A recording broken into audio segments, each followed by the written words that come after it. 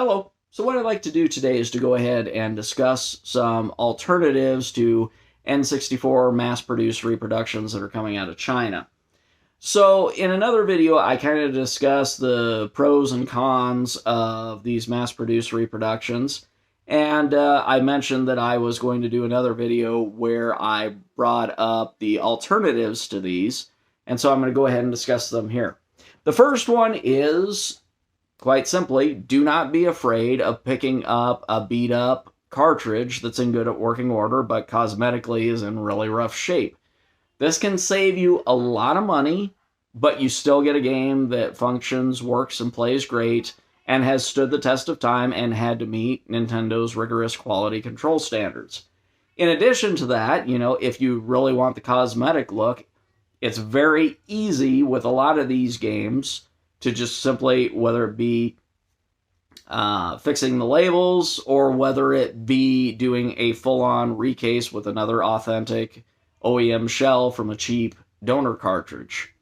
There are very cost-effective ways to do this. I've done this several times myself, and the results come out looking great, and the best part is you still have the real deal, barring maybe having a reproduction label or so on the front. That's about the worst-case scenario.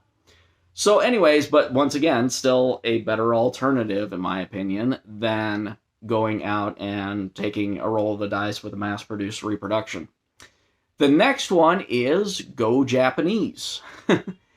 A lot of Japanese-based N64 games are available through US eBay sellers. You don't even have to import them directly from Japan anymore, because there are a lot of vendors here who actually have imported them in mass and then are selling them here locally in the US. So anyway, there are a number of titles that don't have a lot of text and are very English friendly. I have another video here on my channel that discusses some of those there. There are several titles that honestly I would never even think about buying the US version anymore, because the Japanese version is very English friendly and it's so much cheaper. And of course, it's super easy to modify your console or a Japanese game itself in order to be able to make it play on a US-based N64 console. Literally, the only difference is a couple of tabs. That's it. I have several other videos here on my channel that do point that out and actually show you what you need to do in order to fix that.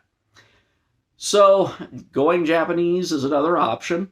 The third option is to go ahead and, if you don't want to go the EverDrive or multi-cart route, whatever you want to call it, and you still want the look and feel of the real deal, which is to go and purchase something like the Retrostage Blaster, N64 Blaster from Retrostage, and to go ahead and make your own reproductions. In point of fact, I've actually done that with a number of titles that are just either ridiculously out of sight for pricing, or, in some cases, they were unreleased titles.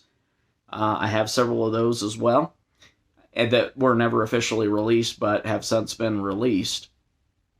And anyways, the Retrostage N64 Blaster is it's a great device. Definitely higher quality control standards. It is more expensive, but it's still considerably cheaper than going out and buying the originals on a number of these ridiculously overpriced titles, as well as giving you the option for some fan-made games or unreleased titles that just never were officially released on the N64. So those would be my top 3 recommendations. And then, of course, if you're totally cool with, basically turning your N64 into an emulator, then, the EverDrive is definitely an option there. And that's probably by far the most cost-effective way to actually own an N64 and basically have full-on almost universally compatible emulation for an N64, would be to get an EverDrive cartridge. There are some other ones out there, like the ED64, which are kind of, like knockoffs. So basically what they did was they took older version EverDrives and then made like a kind of a third-party knockoff of it. And the results on the other multi-carts, they're hit and miss. Some people either really like them, and some people have had nothing but rotten luck with them. So it really depends on, you know, whether or not you consider it's worth it to try and take the gamble and just see how they perform.